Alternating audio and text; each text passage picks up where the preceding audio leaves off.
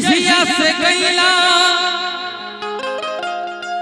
कि हे पतिदेव, हे स्वामीनाथ, अब जब से गए एक भी चिट्ठी, एक भी खबर नहीं है हमें भेजे। कुछ खबर भी हमें भेजे कि जहिया से गईला पे धावला न पतिया कि रही नहीं याद आवे तोहरी सूरतिया कि छोड़ी के परैला, छोड़ी के परैला, छोड़ी के परैला सवारू कि छोड़ी के परैला सवारू कैसे के भवनावा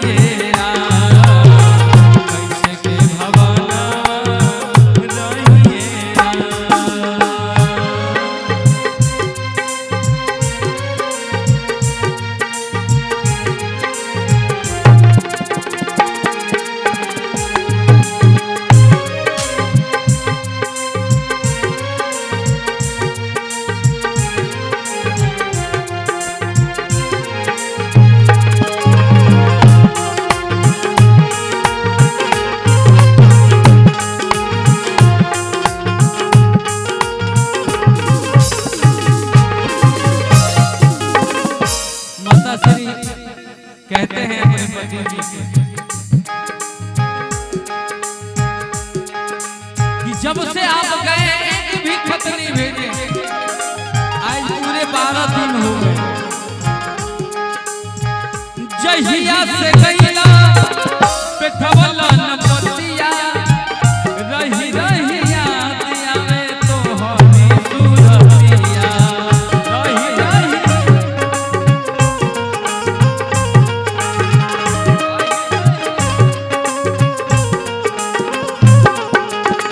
जहिया से गईला पठवला न पतिया रही रही याद आवे तोहरी सूरतिया रही रही याद आवे।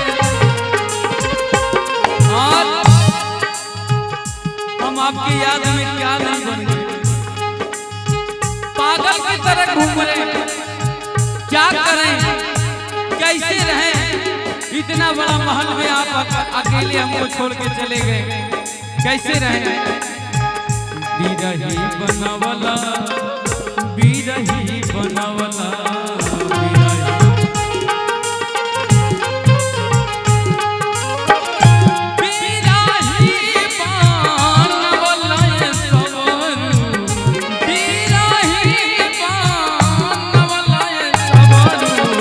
कैसे के भवनावा रहिए राम, कैसे के भवनावा रहिए राम।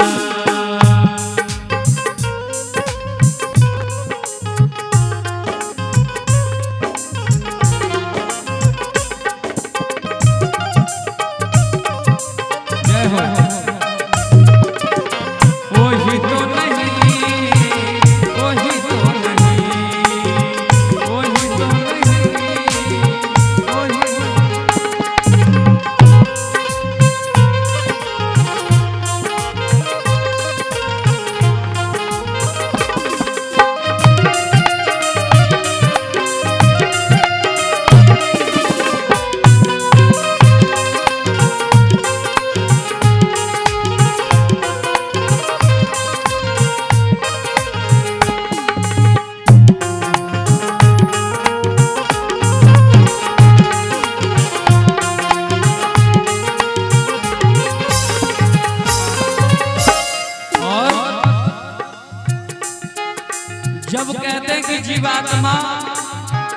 यहाँ से निकल जाते हैं तो भूल जाते हैं कि पीछे हम किनको छोड़े हैं, फिर वापस नहीं आता।